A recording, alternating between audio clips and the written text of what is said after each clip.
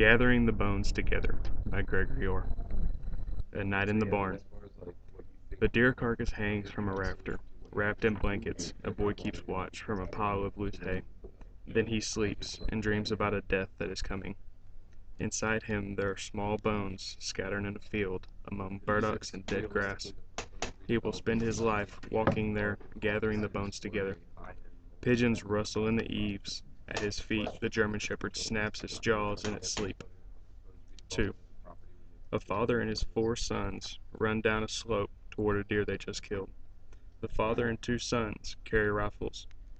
They laugh, jostle, and chatter together.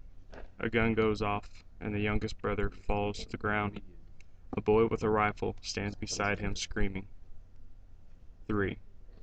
I crouch in the corner of my room, staring into the glass well of my hands. Far down, I see him drowning in air. Outside, leaves shaped like mouths make a black pool under a tree. Snails glide there, little death swans. 4. Smoke. Something has covered the chimney, and the whole house fills with smoke. I go outside and look up at the roof, but I can't see anything. I go back inside. Everyone weeps, walking from room to room. Their eyes ache. The smoke turns people into shadows. Even after it is gone and the tears are gone, we will smell it in pillows when we lie down to sleep. 5. He lives in a house of black glass. Sometimes I visit him and we talk. My father says he is dead, but what does that mean? Last night I found a child sleeping on a nest of bones. He had a red, leaf-shaped scar on his cheek. I lifted him up and carried him with me, though I didn't know where I was going. 6. The journey. Each night I knelt on a marble slab and scrubbed at the blood. I scrubbed for years and still it was there. But tonight the bones in my feet begin to hurt, begin to burn.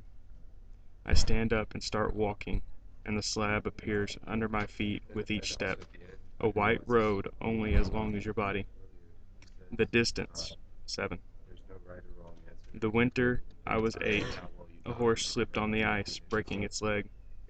Father took a rifle, a can of gasoline. I stood by the road at dusk and watched the carcass burning in the far pasture. I was 12 when I killed him.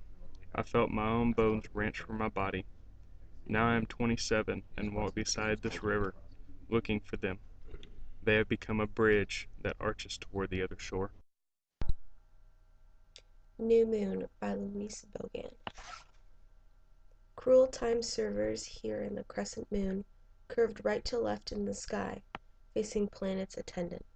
Over the houses, leaned in the silent air, purest along the edge of darkness infinite.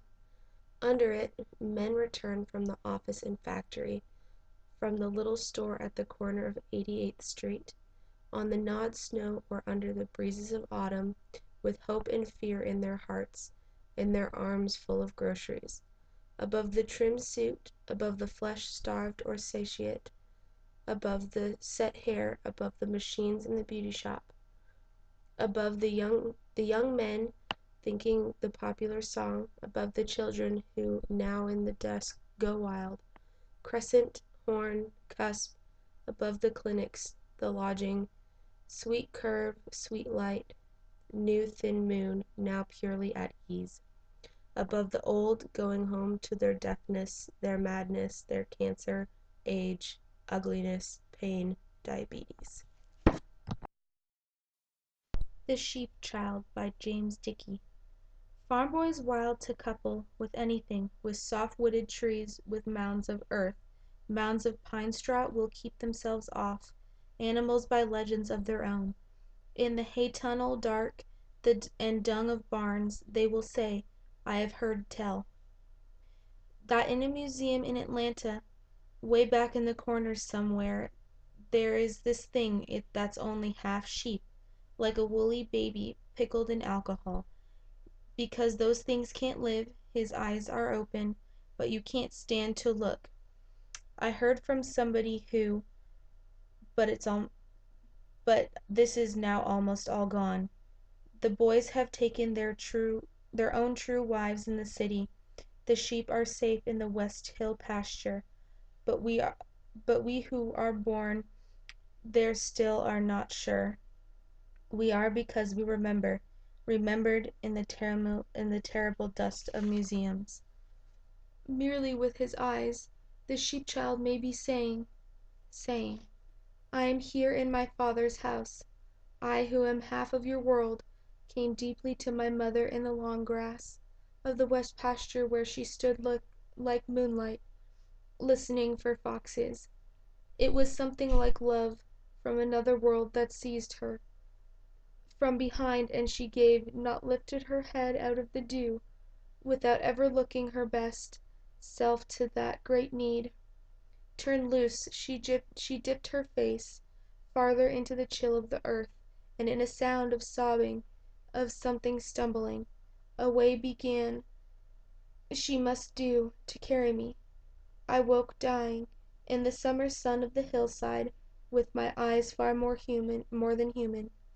I saw for a blazing moment the great grassy world from both sides, man and beast in the round of their need, and the hill wind stirred in my wool. My hoof and hand clasped each other. I ate my one meal of milk and died. Staring from dark grass, I came straight to my Father's house, whose dust whirled up in the halls for no reason.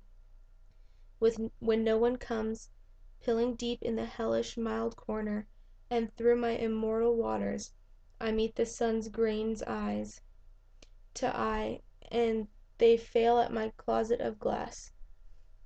Dead I am most surely living. In the minds of farm boys I am he who drives them like wolves from the hound bitch and calf from the chased ewe in the wind. They go into woods, into bean fields, they go deep into their own hands, dreaming of me. They groan, they wait, they suffer. Themselves they marry, they raise their kind. Parents by William Meredith. What it must be like to be an angel or a squirrel we can imagine sooner. The last time we go to bed, they are there, lying about darkness. They dandle us, too often, these friends who become our enemies.